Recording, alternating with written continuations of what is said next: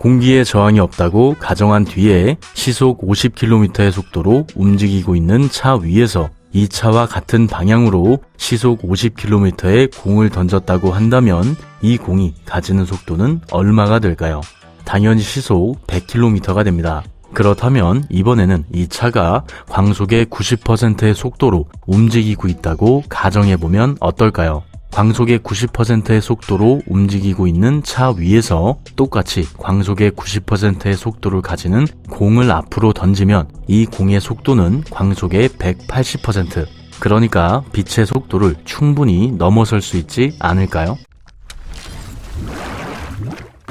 결론부터 이야기하자면 당연히 아닙니다. 왜냐면 상대성 이론에 따라 질량이 있는 물질은 빛의 속도를 넘을 수 없기 때문이죠. 그런데 이 부분은 사실 너무 이상하죠. 질량이 있는 물질이 빛의 속도를 가질 수 없는 동시에 빛의 속도를 넘을 수 없는 건 단순하게 이 물질의 속도를 높이기 위해 사용된 에너지가 이 물질의 질량을 증가시키기 때문에 일어나는 일입니다. 여기 자동차가 있다고 가정해보죠. 우리가 이 자동차를 움직이기 위해서는 이 자동차가 움직일 수 있도록 에너지를 가해줘야 합니다. 기름이 타면서 발생하는 열 에너지를 엔진이 운동 에너지로 바꿔 차에 힘을 가해줄 때 차가 움직이는 거죠. 그리고 이렇게 움직이기 시작한 차는 공기의 저항이나 마찰력 등이 없다는 가정하에 운동 에너지가 없어져도 같은 속도를 유지하게 되고요. 반대로 운동 에너지가 커지면 커질수록 밤에 치킨을 시키는 것처럼 자연스럽게 속도가 점점 증가하게 됩니다. 하지만 이렇게 증가되는 속도에는 한계가 있죠.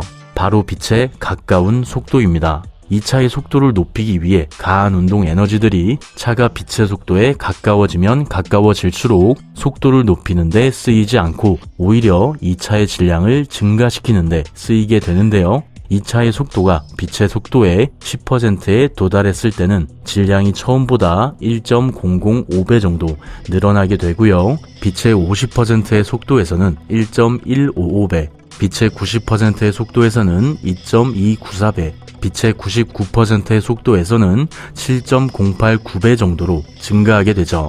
그리고 이런 질량 증가는 차의 속도가 빛의 속도에 더 가까워질수록 더 선명하게 나타나게 됩니다. 예를 들어 빛의 속도의 99.9999999%에서는 차의 질량이 무려 220만 배까지 증가하게 되죠. 그래서 차의 속도가 광속에 가까워지면 가까워질수록 차의 질량이 무한히 증가하게 되므로 당연히 차의 속도를 더 높이기 위해서는 무한한 양의 에너지가 필요하게 됩니다. 하지만 우리가 사는 우주에는 무한이라고 부를 수 있는 그 어떤 것도 실제로 존재할 수 없기 때문에 결과적으로 질량이 있는 물질은 빛의 속도를 가질 수 없죠. 그리고 이런 현상은 이론상으로만 일어나는 일이 아닙니다. 실제로 어떤 입자를 입자 가속기에서 빛의 속도에 가깝게 가속시키면 이 입자의 질량이 처음보다 수천 배 이상으로 증가하는 것을 확인할 수 있죠.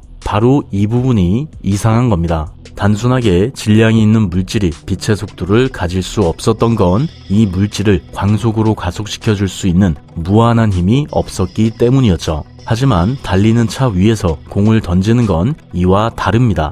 이미 차가 시속 60km의 속도로 움직이고 있고 이 공을 던져 시속 80km의 속도를 가지게 하려고 한다면 이 공을 던질 때 시속 20km를 더 가속시켜줄 힘만 있으면 되죠. 그러니까 멈춰있는 공을 시속 80km의 속도로 던지는 것보다 달리는 차 위에서 공을 시속 80km로 던지는 게 더 쉽다는 겁니다. 그렇다는 건 달리는 차 위에선 더 적은 에너지를 가지고도 빠르게 공을 던질 수 있다는 것이고, 이는 이 공이 빛의 속도를 가지거나 넘기 위해 필요한 에너지가 적다는, 즉 무한한 에너지를 공에 가해주지 않아도 이 공이 충분히 광속을 넘을 수 있다는 뜻 아닐까요?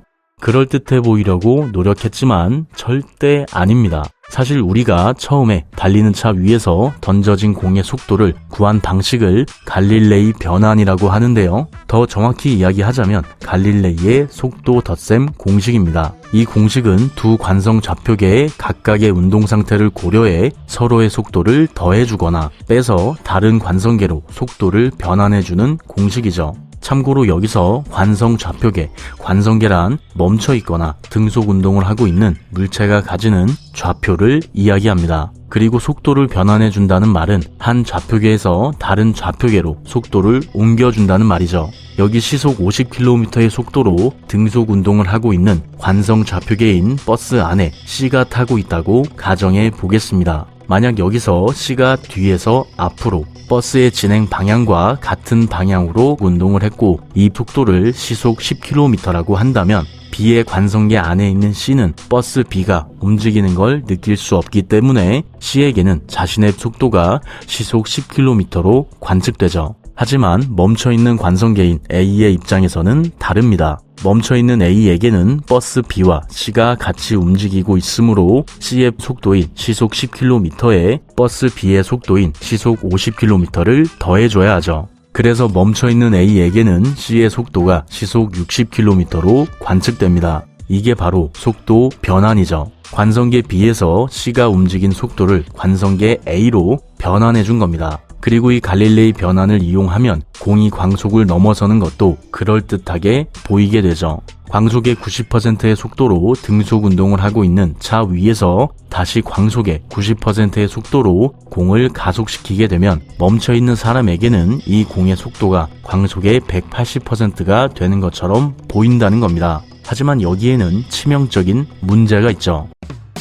바로 갈릴레이 변환이 시공간의 상대성과 빛의 속도가 항상 일정하다는 것을 고려하지 않는다는 점입니다. 즉, 실제 우주를 제대로 고려하지 않은 게 문제라는 거죠. 평소에는 직접적으로 느낄 수 없지만 사실 우주에는 절대적인 공간과 시간이라는 건 존재하지 않습니다. 또 빛의 속도만이 항상 절대적으로 일정하죠. 대표적으로 태양을 예로 들 수 있는데요. 태양의 표면 중력은 지구보다 약 28배 정도 강력합니다. 이로 인해 태양 표면에서의 시간은 늘 지구보다 약 0.000002초 정도 더 느리게 흘러가게 되죠. 이렇듯 실제 우주에는 절대적인 시간이나 공간이 존재하지 않습니다. 오직 빛의 속도만이 항상 일정할 뿐이죠. 그리고 이런 현상들은 극단적인 상황들, 어떤 물체가 광속에 아주 가깝게 움직이고 있는 상황이나 중력이 아주 강한 곳에서 더 뚜렷하게 나타납니다. 그래서 실제로 광속의 90%로 등속 운동하는 차 위에서 다시 광속의 90%로 던져진 공의 속도를 멈춰있는 우리의 관성 좌표계로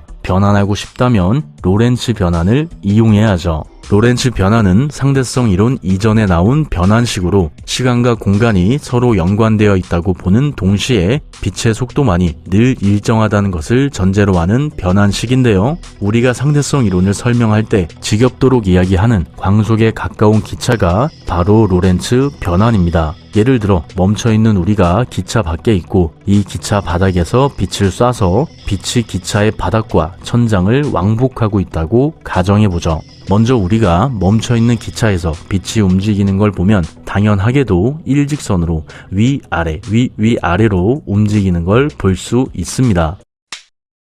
하지만 이 기차가 광속에 가까운 속도로 움직이는 순간부터는 달라지죠. 이 기차가 광속의 90%에 가까운 속도로 움직이게 되면 이 순간부터 빛은 기차를 따라 지그재그로 움직이게 되는데요. 이때 빛이 이동한 거리를 측정해보면 빛은 항상 일정한 속도로 움직이기 때문에 멈춰있는 기차에서 움직인 빛이 이동한 거리보다 등속 운동을 하고 있는 기차에서 움직인 빛이 실제로 더 먼 거리를 움직였다는 걸 알 수 있고요. 이는 광속의 90%로 움직이는 기차 내부의 시간이 멈춰있는 사람을 기준으로 더 느리게 흘렀다는 걸 의미하죠.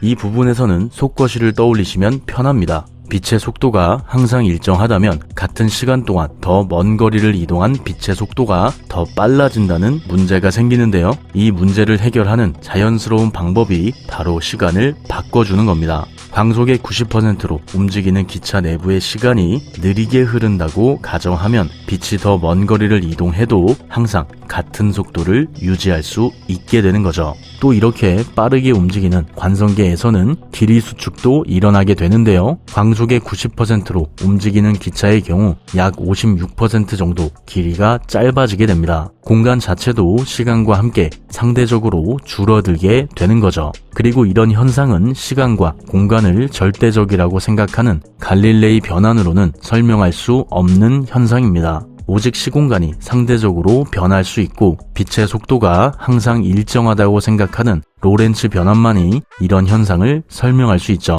그렇다면 광속의 90%로 움직이는 차 위에서 광속의 90%로 공을 던지면 실제로는 어떤 일이 일어나게 될까요?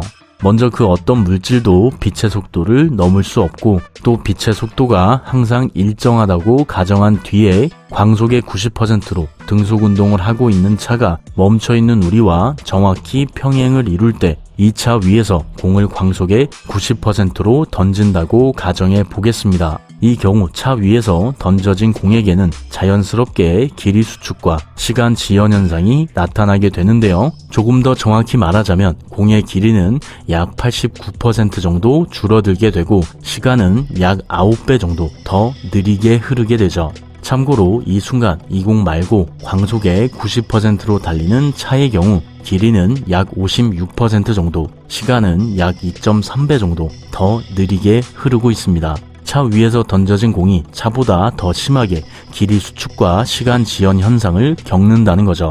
그리고 이로 인해 이 공의 속도는 우리의 예상과는 다르게 0.994c, 광속의 99.4%의 속도밖에 내지 못하게 됩니다. 이게 바로 실제로 일어나는 일이죠. 마지막으로 정리해보자면 우리의 직관과 같은 갈릴레이 변환을 이용해 달리고 있는 차 위에서 던져진 공의 속도를 측정하게 되면 멈춰있는 사람을 기준으로 이 공의 속도는 차의 속도와 공의 속도를 더한 값이 됩니다. 시속 60km로 등속 운동을 하는 차에서 시속 60km로 공을 던지면 시속 120km가 되는 거죠. 하지만 이 공과 차가 빛의 속도에 가까워지면 이야기가 달라집니다. 앞에서 이야기했듯이 광속의 90%로 달리는 차에서 광속의 90%로 공을 던진다고 해도 이 공의 속도가 광속의 180%가 되는 건 아니라는 거죠. 왜냐면 빛의 속도에 가까워질수록 시간 지연이나 길이 수축과 같은 현상들이 더 뚜렷하게 나타나기 때문입니다. 이로 인해 빛에 가까운 속도로 등속 운동을 하고 있는 좌표계에서 멈춰있는 관찰자의 좌표계로 속도를 변환하기 위해서는 이 모든 것을 고려하는 로렌츠 변환을 이용해야 하죠. 따라서 광속의 90%의 속도로 달리는 차 위에서 다시 광속의 90%의 속도로 던져진 공에게는 시간 지연과 길이 수축이 일어나게 되므로 결과적으로 이 공의 속도는 광속의 180%가 아니라 광속의 99.4%가 된다고 결론 내릴 수 있습니다. 실제 우주에서는 질량을 가진 그 어떤 것도 빛의 속도를 넘을 수 없다는 거죠. 영상 봐주셔서 감사합니다. 구독과 좋아요, 알림 설정 잊지 마시고요. 사실 시간 지연이나 길이 수축은 등속 운동을 하고 있는 자신에게는 관측되지 않는 현상인데요. 어쩌면 우리가 살아가는 것도 이와 비슷한 것 같습니다. 우리의 노력이 멈춰있는 누군가에게는 느리고 짧아 보일 수 있다는 거죠. 그러니까 멈춰있는 다른 사람들의 말에 쉽게 흔들리거나 상처받지 않았으면 좋겠습니다. 왜냐면 그 사람들은 모두 멈춰있기 때문이죠. 그럼 내일도 조금 더 행복한 하루 되길 바래요. 윤맨